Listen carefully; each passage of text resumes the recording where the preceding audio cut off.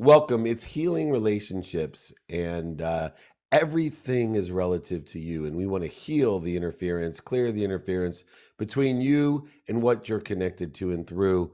And it all starts with one relationship. Now, by the way, put your questions in the Q&A session here. We'll be taking Q&A as always during training. If you want my book, ebook, audiobook, or a signed copy, I'll ship it to you. I'll pay for it, not a problem.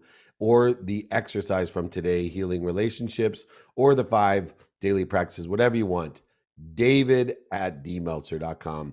Put it in the chat, David@dmeltzer.com. Ask the questions. We'll get to all of those here, IG, Clubhouse, all over every platform. Okay, the first relationship, and we're going to move from relativity to relativity. The first and most important relationship is the one with you, the relationship with yourself. And this relationship with yourself is complex. It's either love, hate, or somewhere in between at times. And the only exception is someone that is sociopathic and egotist and a narcissist that only loves themselves. But most people sit somewhere in between that love and hate relationship. And, I tell a story, and I'm going to tell it again here for everyone. When I realized that I hated myself. I had been blessed in my life, millionaire 9 months out of law school, multi-millionaire, married to my dream girl by the time I was 30, believing money buys love and happiness. My dad had warned me at 30 that money doesn't buy love or happiness. He gave me a jacket with no pockets, and I actually told him I hated him, that he was a liar, a cheater, manipulator, overseller, back-end seller, and I hated him, that I was nothing like him. Why would you give me this jacket after 20 years of not giving me a birthday present? What kind of lesson is this? Why would you punish me? And 6 years later, I end up my wife telling me she's not happy with me, that I wasn't paying attention to the family, to my business, and she was worried that I had lost my character, that I had lost taking stock in who I was and what I would become. In other words, I hated myself, and I wasn't ready for that message either. And I said, you know what? I'm going to show her, I'm going to take her happiness away. And that jacket was the reminder, the remembrance, the recollection of my values, because it reminded me that I didn't hate my father, that I didn't hate my wife, that I needed to heal only one relationship with myself. I hated myself. And although to the outer world, I ran the most notable sports agency in the world, I was a multi-millionaire with access to everything and everyone that I wanted to have access to and through, I was miserable because I did not heal the relationship with myself. I was living in liability, in blame, and shame, and justification, instead of that accountability about what did I do to attract all this to myself, and what am I supposed to learn from and with that. I've healed my relationship with myself and got rid of that by shifting the paradigm in my life to receiving so I can give. Understanding money does not buy love or happiness, but it allows us to shop. And I learned to shop for the right things, the things that would make me happy, to receive those things and appreciate them, to add my value to them, and then give them away, to heal the relationship not only with self, but with the relationship with what I'm receiving from the greatest source of light, love, and lessons through me, with appreciation for me to add value, to heal the relationship with other people who are most relative to me, and prioritizing those people that were most relative to me. Because a lot of times we care more about, or tend to spend more time with, at least visiting with, people that we don't know or we barely know, instead of those people that are most relative to us, because we have not healed the relationship with that. And I found out why so many people struggle to do that. I had a negative perception of this idea of healing, right? It, to me, had a religious connotation to heal. I thought of the leap of faith, you're healed. But healing is just a shift in a paradigm. If you want to be healed, what you want to do is find who you are. You are healthy, wealthy, you are worthy, you are happy. What are you doing to interfere with that? How can we heal that And therefore, you will be healed by clearing the interference, using the stop, drop, and roll, understanding the triggers of the ego that create the interference, the need to be right, offended, separate, inferior, superior, anxious, frustrated, angry, guilty, all of these different things that create interference that we need to heal. Healing is the clearing of that which interferes with you and the greatest source of light and love and lessons and everything else. Robert Holden said, your relationship with yourself sets the tone for every other relationship that you have. You need to excavate your feelings for yourself and healing for yourself so you can elevate yourself. You need to excavate yourself in order to elevate yourself. Trauma is one of the biggest causes and problems with self-esteem. Self-esteem is loving yourself. Numerous types of trauma are often dismissed, and it doesn't go away. That's why we need to excavate ourselves in order to find the trauma that's hidden underground. And the cause of these traumas create interference or the lack of love of self, and this idea of toxicity within oneself, cured by or healed by some sort of secular separation, is not going to happen. We put undue pressure on ourselves to be good enough. See, we attach our emotions to an outcome, one that's usually put upon us by family, friends, other people, and then we don't feel like we are enough. Instead of enjoying the consistent, everyday, persistent, without quit pursuit of our own potential of what we want, we are determined to try to please other people, try to please what's missing, what we don't have, instead of truly focusing in on ourselves, that excavation to elevate. If you make friends with yourself, you'll never be alone. That loneliness, the need to please other people for approval with other people, change those foes to Joes, the fear of missing out, the fear of other people's opinion. Change it to JOMO, the joy of missing out, the joy of other people's opinion. You will be with yourself your entire life. Remind yourself that. You will be with yourself your entire life. Why not love yourself? And why not make friends with yourself? I know that this may sound silly and obvious, but it is one of the most important relationships, if not all relationship in your life, because without that relationship, you cannot heal the relationships you have with that great source of light, love, and lessons that provides you the power and liberation and others. So, how do we do that? Well, let's imagine someone moved in down the street from you. They dressed and behaved in an intriguing way. It didn't take them too long to connect with the other neighbors. As you watched from your kitchen window, you saw them enjoying their life and having fun with the neighbors, and you yearned to meet them and get in on the fun. But you were scared. This leaves you with the decision to go after what you want or let fear steal this away from you. What do you decide? Look at friending yourself in that way. You're an amazing person. How can you say that about yourself? Because you know that amazing people are connected to and through the greatest source of love and lessons. And what happens if life throws crap on us and we can't see the amazingness? What happens if those ego-based triggers create interference where we lose sight of our light, our liberated self? And friending ourselves starts with the decision to reach out to yourself with 4 things. Number 1, gratitude. Be grateful within yourself. Be grateful for your health, your wealth, your happiness. Be grateful for the superpowers and super strengths and supernatural abilities that you have. And be grateful for your weaknesses that can be transposed and transcend into different locations and turned into strength. Be grateful. Have the perception of self to find the light, the love, and the lessons in yourself, not allowing anyone that laughs at you, scoffs at you, makes fun of you to affect you at all. Because eventually, if you love yourself, if you are friends with yourself, if you like yourself, they will applaud you.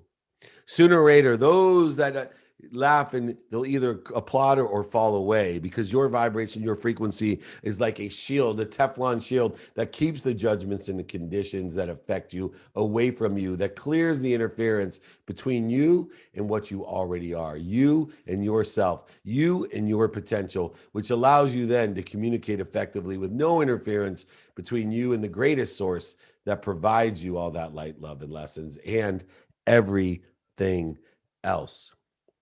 Um, Mulch said that if you make friends with yourself, you'll never be alone. Loneliness is the biggest cause of depression, anxiety, and fear. Why? Because when we feel alone, we feel separate from what? Separate from the most powerful source of light, love, and lessons. We feel separate from that which made the mountains. That's what created the obstacles, voids, and shortages. We feel separate from the greatest source that puts enough power in your pinky to light up Manhattan. We feel separate from that and we feel alone. But if you love yourself, if you're friends with yourself, you will never be alone. I used to be afraid of being alone, which is an indicator that I didn't love myself. I had grown up, 6 kids in a 2-bedroom apartment, so I didn't know what it was like to be alone, but I was afraid to be alone, and I didn't like to be alone. I always wanted to be around other people and please them. It took a long time to learn to love myself. It's amazing when you want everyone to love you, they won't. If you learn to love yourself, everyone that will love you. It's amazing. I remember years ago, I went to a small gathering at a friend's house and in connection with a group of people, and I didn't know many of the people there, as often happens. And in their effort to get to know me, they asked questions, and one of them left me stunned without an answer. What did they ask? They asked me what I did for fun when I wasn't working. That's a question that I've used in my trainings and my intern program for years. What do I like to do for fun when I wasn't working? And it was amazing because from that time on, I realized that there was only activity I got paid for and activity I didn't get paid for, that there was fun in everything, that my objective of 1, doing my best, 2, learning lessons, and 3, having fun could be applied to all activities within the context of the 24-hour of man-made time that I've been given in order to be productive, accessible, and gracious with that time.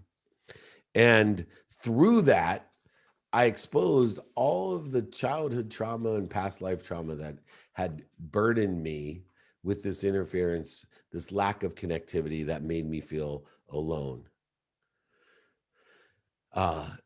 Trauma allows you to heal yourself. It takes the value from the self and the joy out of life. Healing restores an inherent value of self and brings a joy that makes you feel empowered so that you can give it away to empower others, to be happy. Yourself, the happiness, health, wealth, and worthiness that you are, is the most powerful part of your soul. It allows the connectivity between the cells, CELL, and the soul. It allows you to clear that interference that makes you feel separate from, inferior, superior, anxious, frustrated, guilty, angry, resentful, all of those different things. Your power of choice is the greatest gift that you've been given. And make the choice to love yourself and to be a friend of yourself. Now, you know that healing a relationship with yourself will restore your power and give you the choices and opportunities and options to be happy, healthy, wealthy, and worthy, because you already are. How do we heal a broken relationship? Now, even if we love ourselves, we have snapshots of ourselves from a history of our journey. And we have not acted appropriately in all relationships, nor have people that we've been in relationships act appropriately at all time. We may have had the greatest intention to do our best and to learn something and to have fun.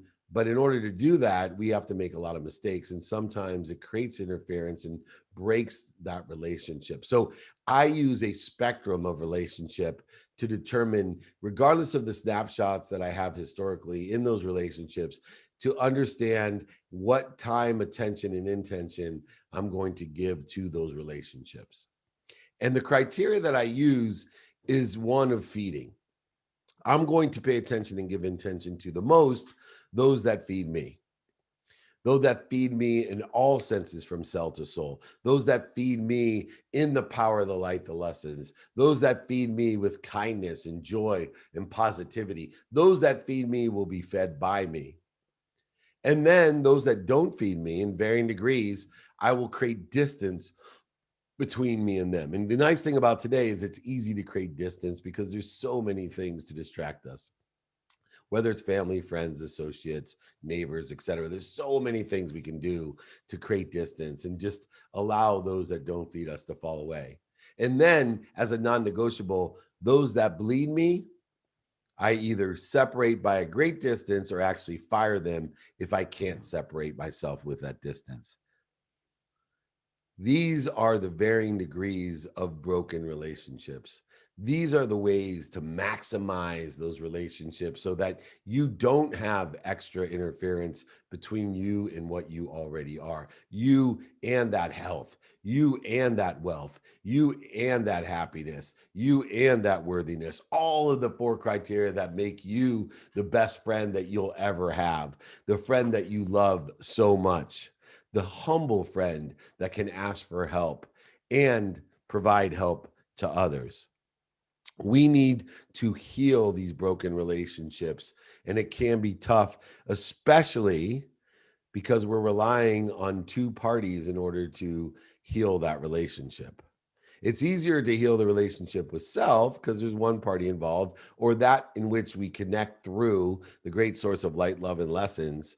But I've come up with a few ways to heal those relationships, to allow you to save and rebuild and start anew, despite or instead of the snapshot that people have of you. I'll give another example of this snapshot because so many people are judged or conditions are placed upon them because of the snapshots that they have been taken. And one of those things uh, happened to me. I did a 50 for 50 campaign, and my uncle, who the majority of the time he has spent with me is from 13 until I went to college, 18, and I wasn't who I was today or am today. And his snapshot of me was one just like of my father, right? Overseller, back end seller, street hustler, liar, manipulator, cheater, whatever it may be. And when I invited him to my 50th birthday party, which was for charity, I did 50 birthday parties to raise money for the Unstoppable Foundation, which I'm the chairman of, to build community centers in Africa to help heal the relationships between the generations of the Kenyans there in Africa. And my uncle, who sat with all the board members and my family at the event, said, "Oh, I wonder what David's being paid to do this." And my wife was so offended, right? She knew where my heart, soul, how much money, time, and emotion I'd spent to prepare 50 parties around the world to raise money for these. And she was so offended and came up to me and was so agitated and aggravated and angry and frustrated. And I just looked at her and I said, "No, he's right, because that's the snapshot of who he thinks is here." And so I decided rule number one of healing a broken relationship is forgiveness. Forgiveness is the key to heal relationships. And you have to start to forgive yourself for the snapshot that people are judging or placing conditions upon you at this time and state of your existence journey, acceleration, growth, whatever it may be. So many people, they create more separation and break or create more interference in relationship because they can't forgive themselves for being who they were when they were 13 to 18 or 18 to 28 or 28 or in a past relate. They can't forgive it. And by not forgiving it, you're giving it more power. You're giving more energy to what you don't want, what's missing, or what other people think of you. Instead of giving power through forgiveness, forgiving yourself for learning, for growing, for making mistakes, for setting yourself back, for the failures that are just painful indicators that you had a lesson to learn to push you to a better place, a better situation, or make your situation better. Forgiveness is the key to healing the broken relationships, not only of self, but with others, because you can't give what you don't have. And if you've forgiven yourself for being that 13 to 18-year-old or 18 to 28, 28 to 38 or 53-year-old self, if you've forgiven yourself, it's so much easier to give it to others and heal the relationship instead of exacerbating or accelerating the interference that exists between you and everyone else. Communication is effective, and we need to stop the nitpicking of what we do to people, stop the judgments and conditions, and allow for that forgiveness. How do we heal past relationships? I've healed my relationship before my dad passed away, and it was one of the greatest gifts that I was given to myself, because I know how important it was to heal that relationship. But it only happened when I healed for myself, because regardless of my father's receptivity to my forgiveness of myself, my forgiveness of being an 18-year-old, self-centered, growing young man, regardless of his receptivity to my forgiveness of self and my intention of healing the relationship, I was healed and the relationship was healed. Now, his relationship with self may or may not ever been healed. Whether he said to me, I love you too, son, I forgive you, I appreciate you doing it, or if he says, look, and came out in anger to me and attacked me with conditions and judgments, it's irrelevant. We need to figure out, just like an ego trigger, the identifiable things that we can look at to an unhealed relationship trauma, because the healing starts within ourselves. And so one of the signs that you have an unhealed trauma is you feel physically drained. Remember, we're talking cell to soul is how we're healing these relationships. So if you feel physically drained when you are interacting or thinking about in any way, physically, mentally, emotionally, with someone else, self, the higher source of power, or someone else, if you feel physically drained, there's trauma. You know that there's healing necessary, and forgiveness will be the tool, the brush to clean away all the corrosion that exists between you, that person, or you and yourself, or you and the higher power. The second thing that you'll feel is disconnected. You'll feel separate from. Inferior or superior are two of the ones that we feel. Offended and resentful and guilty are some of the other feelings of separation and disconnection that you'll feel. These are all indicators that you have trauma that needs to be healed within the context of the relationship of the holy triad of self, the higher power of source, and others. And finally, if your mind works differently in the context of a relationship than it does to all other relationships, then there's healing that's necessary. So a traumatic relationship, if we change our mindset around that relationship, in other words, if we're generally into a positive mindset of great gratitude, forgiveness, accountability, and inspiration, and we get around someone, feel physically drained, separate and disconnected, but also our mindset is completely different, that we stop the ability to identify the trauma, to identify the stop, drop, and roll, that our mind, our bodies, and our souls are on fire, then that we have some healing to do. And so these are the identifiers. Now, what is the manifestation of that? Trust issues, right? We develop trust issues. How do we overcome trust issues? I'll tell you only one way that I've learned. Trust everyone. But to overcome trust issues, you need to learn to have a process of vetting, to take accountability for doing the due diligence, to being more interested than interesting, to finding the light, the love, and the lessons, and forgiving that which we find. But if you want to trust or heal a relationship, you need to vet it and ask the hard questions and talk through the truth. And then you can decide which part of the great chain of feeding it falls upon. And if you can forgive it, you have healed the relationship. And if you can't, allow it to fall away or fire it from your life.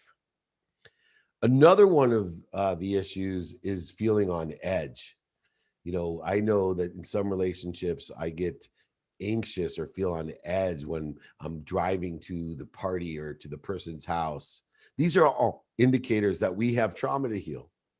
If you don't feel at center before you even get there, or you don't feel at center when you're there in the presence of that relationship, we need to heal that.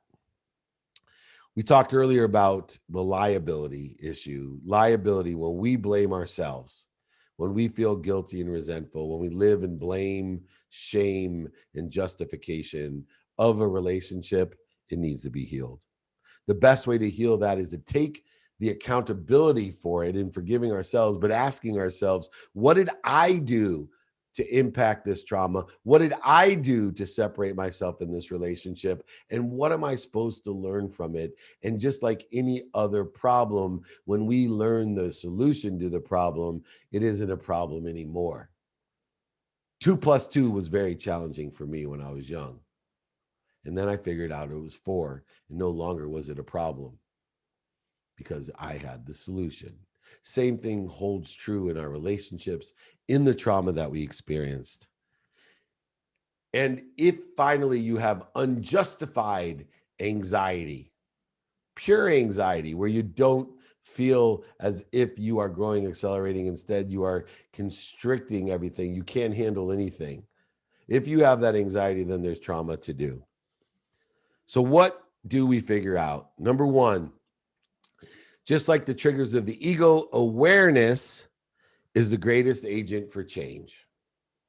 Awareness is your greatest agent for change. We need to live our lives from cell to soul to raise our vibrations so we can be more aware and identify all of the trauma that we've created in the interference between us, the greatest source of light, love, and lessons, ourself, and everything else. Understanding, to be more interested than interesting, will help us heal as we identify and raise our awareness, understanding what other people may or may not have experienced through our relationship. Compassion, empathy, not sympathy. You don't have to walk a mile in the other person's shoes. You can't be poor enough to make them rich. You can't be sick enough to make them well. You definitely cannot be uh, uh, um, can't be sad enough to make them happy. Forgiveness, of course, and learning. We are in constant level of learning to ask yourself, am I doing my best? We will talk to you soon. Thanks so much. What do we learn? And most importantly, are we having fun? These are the ways we heal the relationships between self, the triad of the greatest source of power, light, and love, and everyone else. All right, it's time to take the Q&A, my favorite part. We are here on Freedom Friday. We're going to start online with a question and then go to Clubhouse and IG. Mike is going to help me along the way with Jake moderating. Thank you so much. Here we go. First question. Do you learn more from a good relationship or a bad relationship? In the context of this question, I think we realize one of the distinctions of comparison, right? The thief of joy comparison. There is no difference between a good or a bad relationship, right? A good relationship. So, what we learn is in a good relationship or one that we feel better about, what's interfering with us feeling better than that? And in a relationship where we don't feel as good as that, how can we make ourselves feel better? So the real question is what we learn from good and bad relationships are how can we improve and accelerate and grow all of our relationships so that we feel better through them at all times and make those people feel better. That our relationships are about leaving ourselves in a better place and leaving others in a better place as well. And if you define them as good or bad, just realize they're just relationships. You're giving meaning to everything that you see. When you seek the like, the love, and the lessons in those relationships, when you realize I'm doing my best, I'm just trying to learn something in this relationship and have fun with you, we're all better off. All right, our first guest on Clubhouse is Frederick Bussey. My friend, you have a question for me. Thanks for letting me up on stage, Jay. Good to see you. I'm glad to be here, and I just wanted to ask a question about, actually about that, about relationships. I launched an M&A firm this year, and just doing the process of finding deals and things of that nature. So where are good places to find deals, and how would you go about building relationships with potential partners, investors, or even sellers? I love it. Thank you. Thank you. I love that question because now we're talking about utilizing healing relationships in a business context to create a community of opportunity. And the best way that we do that is to understand within ourselves our own credibility towards the community that we want and the emotional attachment of understanding and learning and using these tools that I talked about to understand, to ask how and what they like about what I'm doing and what they don't like. But the main context is we need to ask and search for like-minded or open-minded people. If I can find people with an open mind and open heart and open hands, I'm going to be so successful in all my business relationships by asking one question. Do you know anyone that can help me? See, if I can identify through the awareness and understanding and forgiveness and all these lessons that we've learned today, who has a closed mind, a closed heart, or closed hands, then I can understand not to use my time in the spectrum of the great chain of feeding where I should be asking. See, too many people find a atypical avatar of who their lowest hanging fruit is or their prospects are. Instead of understanding that the universe is all connected through the greatest source of power, light, through themselves and others, to find the open mind, the open heart, and the open hand in order to ask them, are you a sponsor or a power sponsor of mine? What does that mean? A sponsor is someone that knows someone that can help me. A power sponsor is someone that can help me themselves and knows someone that can help me. And if you can determine the open mind, the open heart, and the open hand and utilize that questioning, now you can use the features and benefits to articulate the quantitative value that you're asking for to exceed what you're asking for, the quantitative value of what you're providing to exceed what you're asking for, using the reasons that it's going to be helpful, the impact it's going to have, and the capabilities that you have, want, or need in order to effectuate that. If people would realize how easy it is to build a community of like-minded, open-hearted, and open-handed people that share a frequency, that tune in to the same level of awareness, and then ask them to be a sponsor or a power sponsor and run away from or fire from in the great chain of feeding those that bleed us. Allow those in varying degrees to fall away from us that are not here to feed us, that may or may not be willing to help us with open minds and open hearts and open hands, but to generate our focus, attention, intention on those people who share a like mind, an open mind, a like hands of open hands, a like heart of open hearts, then we will exponentially grow by simply asking, do you know anyone that can help me? Do it in person, do it on the phone, do it via email, and do it via traditional and social media. Exponentially, you will grow a community of like-minded, open-minded, open-hearted, and open-handed people that will exponentially allow you to build that community in both a personal and professional way. Thank you so much. Great question, Frederick.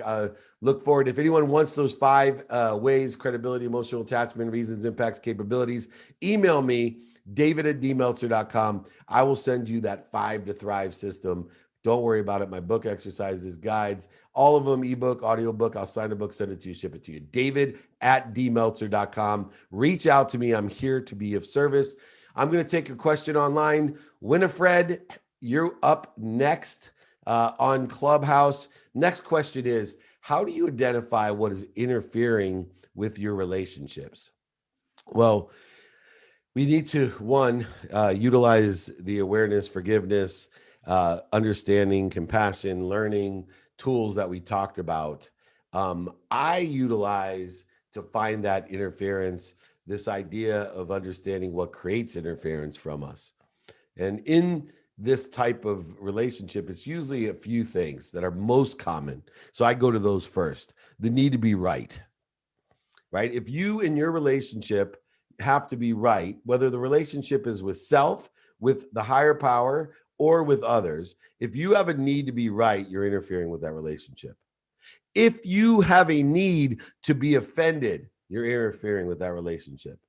If in any way you have a need to be separate, inferior or superior, you have and are creating interference.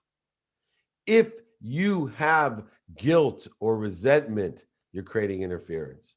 If you get angry, frustrated, anxious, if you worry about the relationship, you're creating interference. And we all know through these needs, these triggers, that we simply need to stop, drop, and roll, because from cell to soul, we are on fire. And everyone knows when you're on fire, you got to stop, drop, and roll. So identify by the basic needs of interference what we're doing to distract ourselves from what already exists, this unification, this unbelievable flow of energy that stems from the greatest power of source, love, light, and lessons through us with appreciation, meaning we add value to everything and everyone else.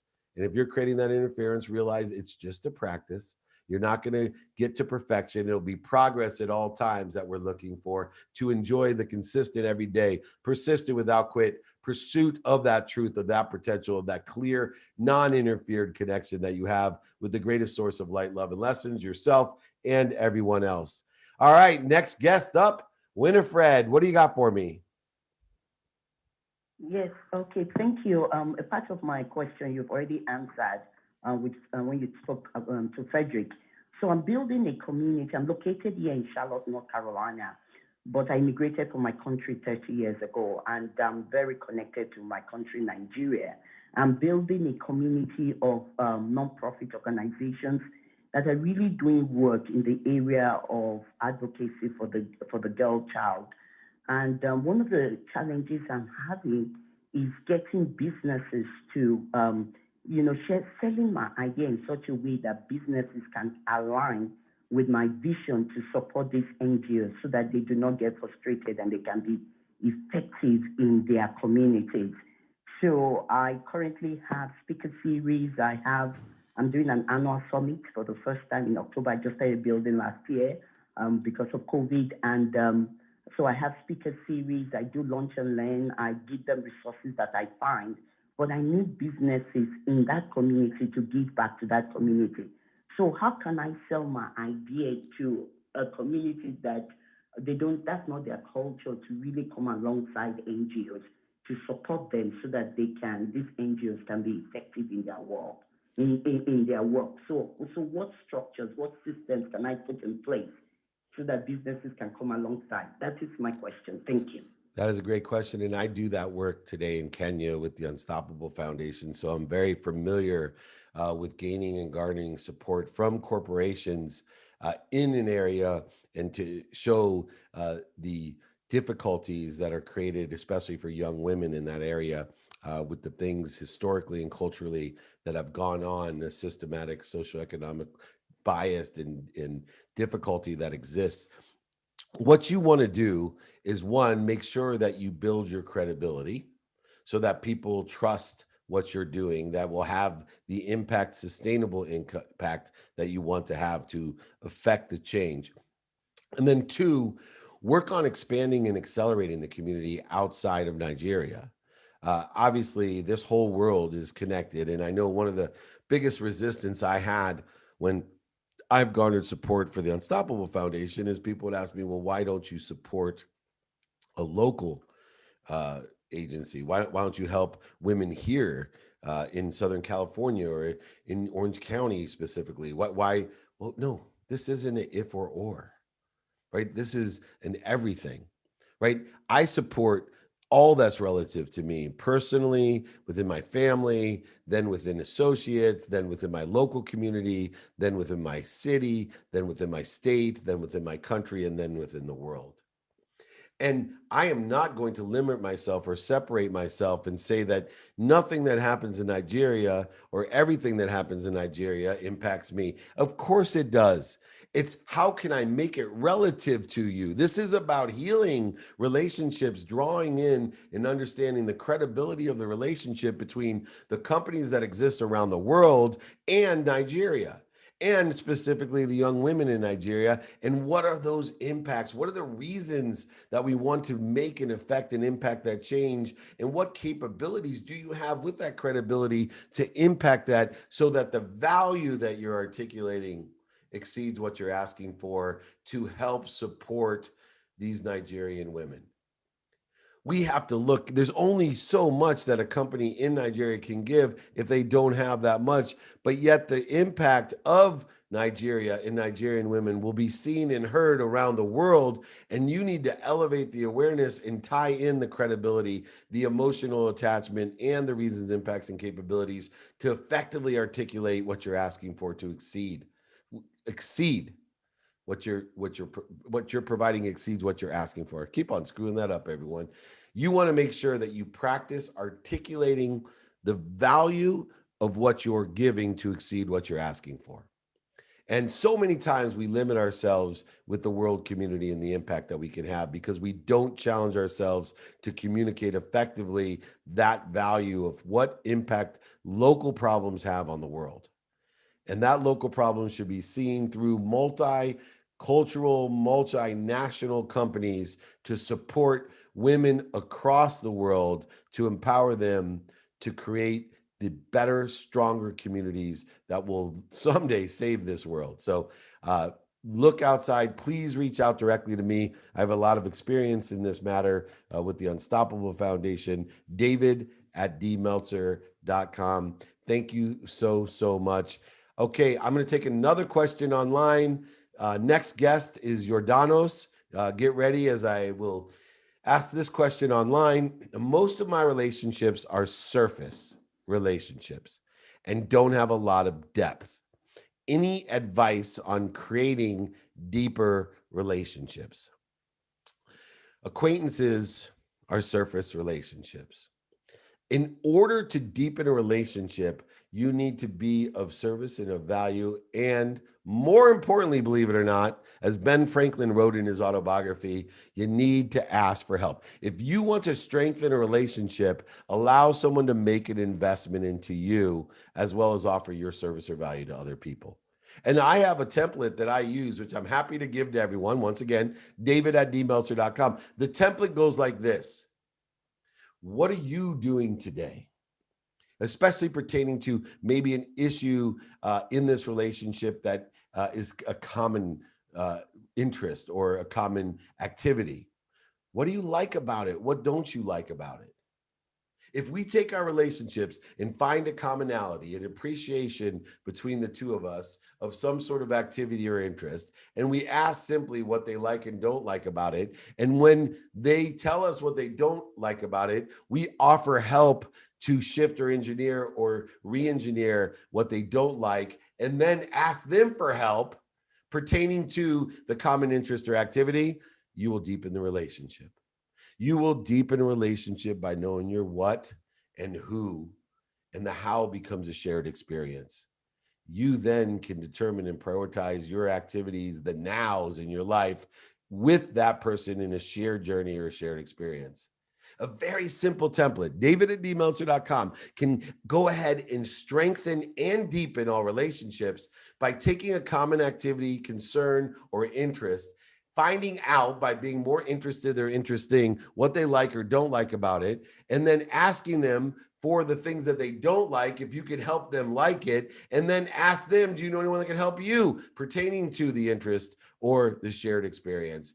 And then be able to determine who and how this is going to happen, which then will deepen the relationship because you will become an investment of theirs and they'll be an investment of yours.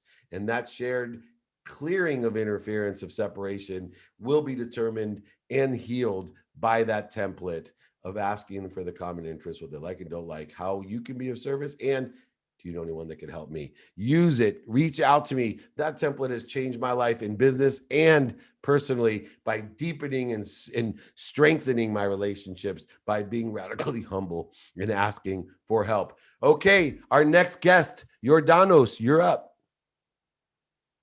Thank you so much, David, and thanks, Jake, for inviting me up to speak. I just want to ask David. So for me, I struggle to make decisions that align with myself or my values. So I'm specifically talking about career decisions. So when I'm weighing options, it's really hard for me to pick, even though my intuition is good. I just find that I struggle to make the right decisions that's best for me.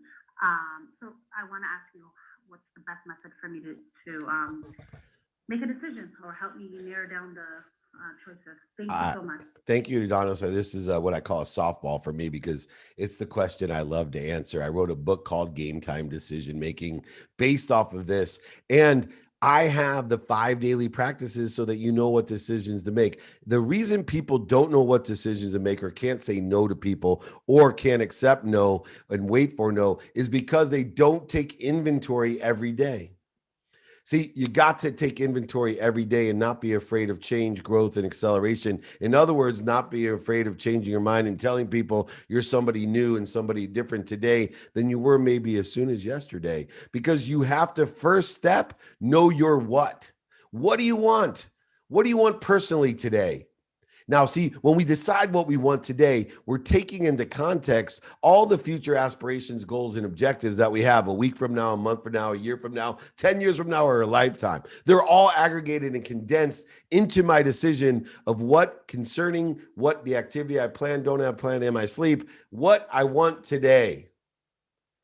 What do I want personally, experientially, giving wise, and receiving wise? What do I want concerning all 4 of those? And when I know what I want, I can then ask myself, who can help me and who can I help?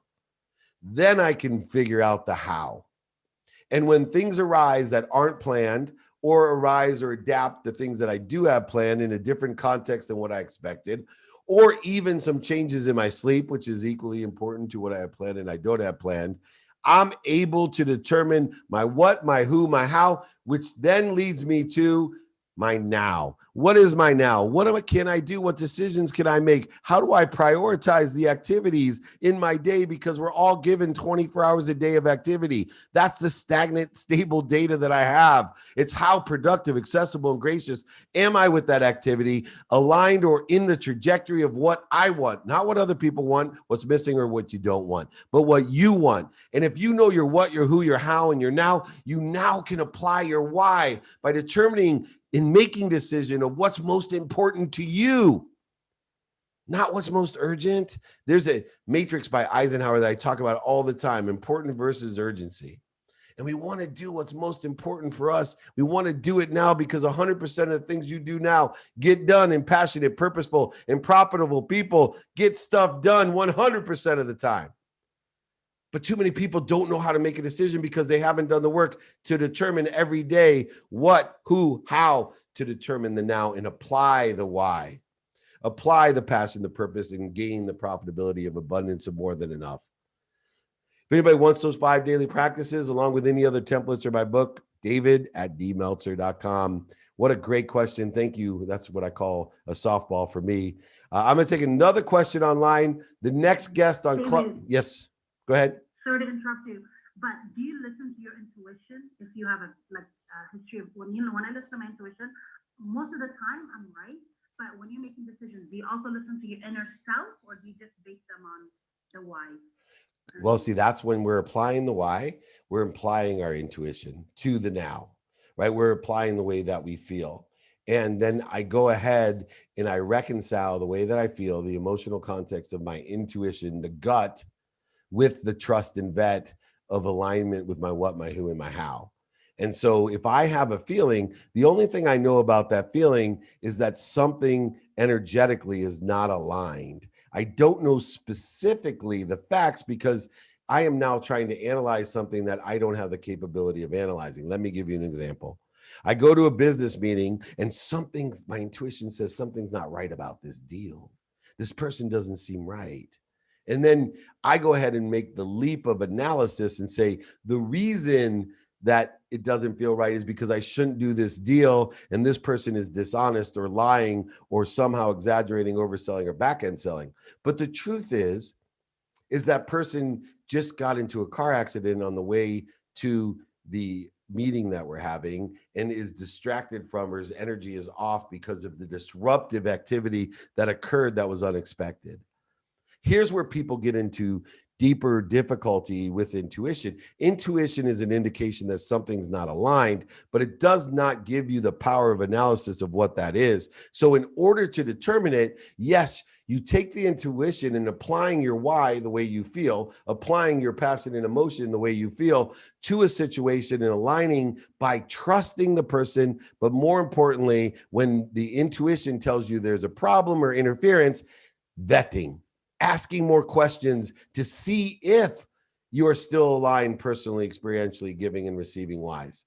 See, the process of trusting and vetting allow you to reconcile the emotional side of intuition with the pragmatic side of what you want, who can help you, who you can help, how you're going to get it done, and what you should be doing now according to the what, the who, and the how. And if you do that, if you can combine the power of your feeling, the power of intuition with the pragmatic application of what, who, how, and now by vetting, asking the hard questions to see where the alignment, the synergy, and the supplementary behaviors are, you will make game time decisions. You will be able to make those fourth down and goal touchdowns. You will live in the enjoyment of the consistent, persistent pursuit of your potential. And this is something that I want everyone to blend the pragmatic world with the world of faith, and you will have efficiency, effectiveness, and statistical success in what you want.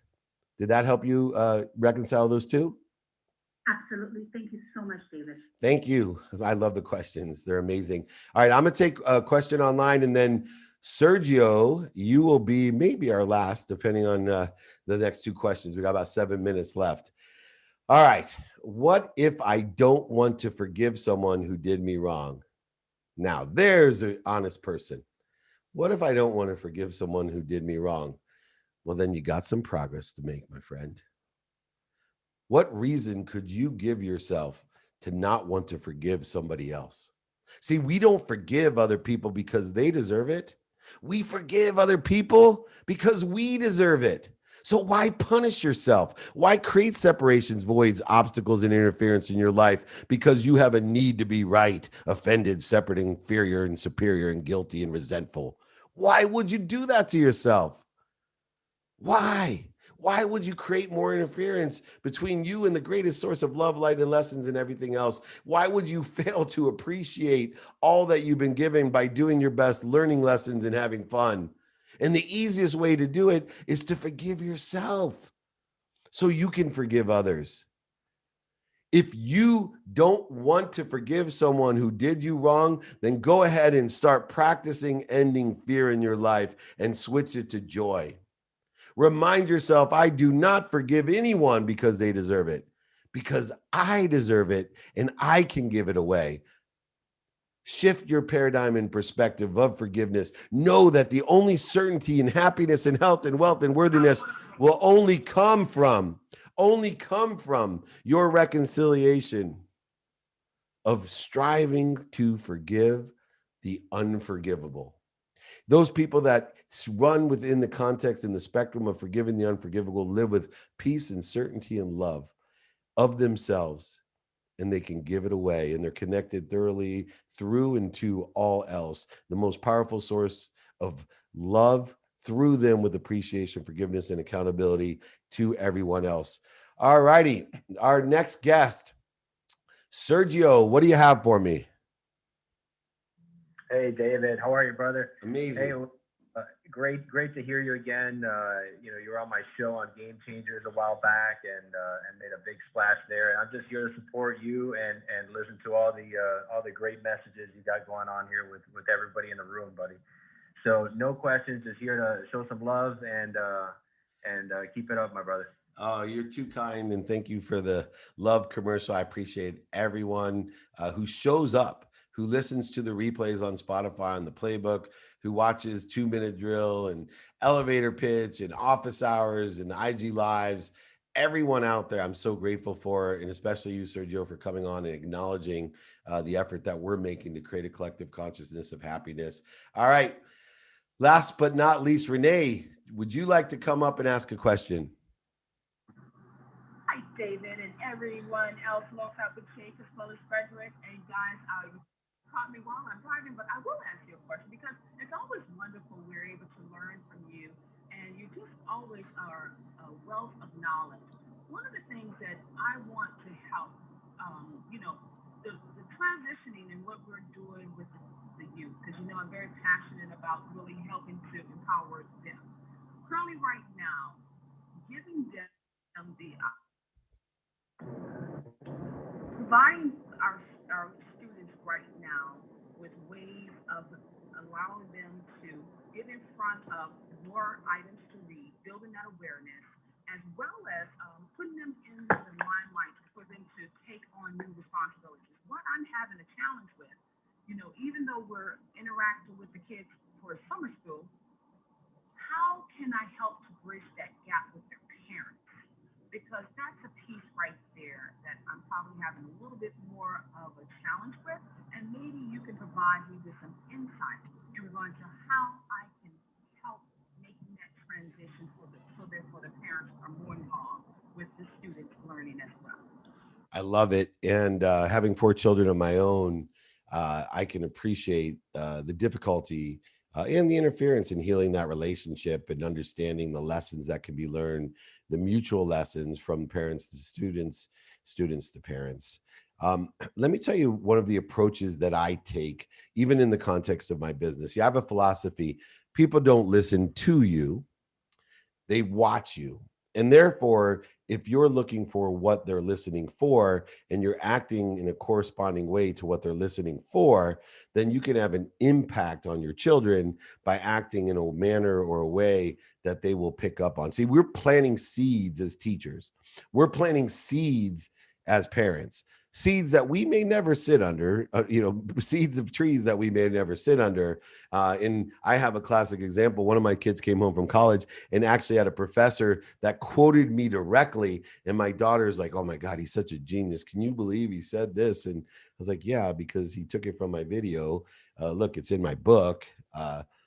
They watch you, they don't listen to you. So you need to listen and understand what they're listening for and act appropriately. So what I would do to inspire that clearing of the interference is I would have the students intentionally watch their parents. So what I would love to do is create a project where kids come home and you give them an assignment to observe their parents and list out the positive and negative behaviors that they want to have. Then have them come back and then interview their parents about those behaviors, realizing where maybe they're honest with themselves, maybe they're not, where they illuminate, where they're vulnerable, and then have them understand the personality traits, the characteristics, the obsessions and addictions that are aligned with what they saw. Knowing that quantum in their nature, proven technologically, biologically, that some of those personality traits, characteristics, obsessions, and addictions are theirs.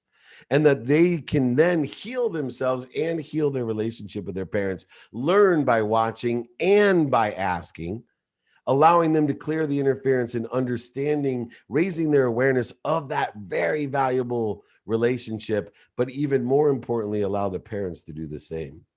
So I would have them observe their parents, write down the characteristics, positive and negative, and then interview them and see where those are reconciled. The lessons that would be learned from those relationships would be extraordinary. I want to thank you so much, Renee. I know you're breaking up a little bit there. It is noon. I am a time freak. I'm keeping everybody on the Freedom Friday holiday schedule. You're not going to be late. Just a few closing notes. Next week topic: passion, purpose, and profitability. We're going to talk about my 3 favorite P's. 2-Minute Drill season 2 tonight on Bloomberg. Check it out, 8:30 tonight. You can check out season 1 and 2 on Amazon Prime Video, but check it out. I love it on Bloomberg tonight, 8:30 p.m. Bloomberg TV. Go ahead and Google that. And then email me if you need anything. The Healing Your Relationships Guide, ebook, audiobook, my, of course, signed copy sent to you, paid for by me, or any of the other templates that I mentioned. You can always reach out 7 days a week. I answer it myself. Not the longest emails back, but they are from me. David@dmeltzer.com. Remember, everyone, we appreciate the first responders, the military families, and veterans. Thank you so much for providing us the freedom to make the choices and have the opportunities that we have, to have the freedom to be kind to our future self and do good deeds. We'll see you this holiday. Bless you all.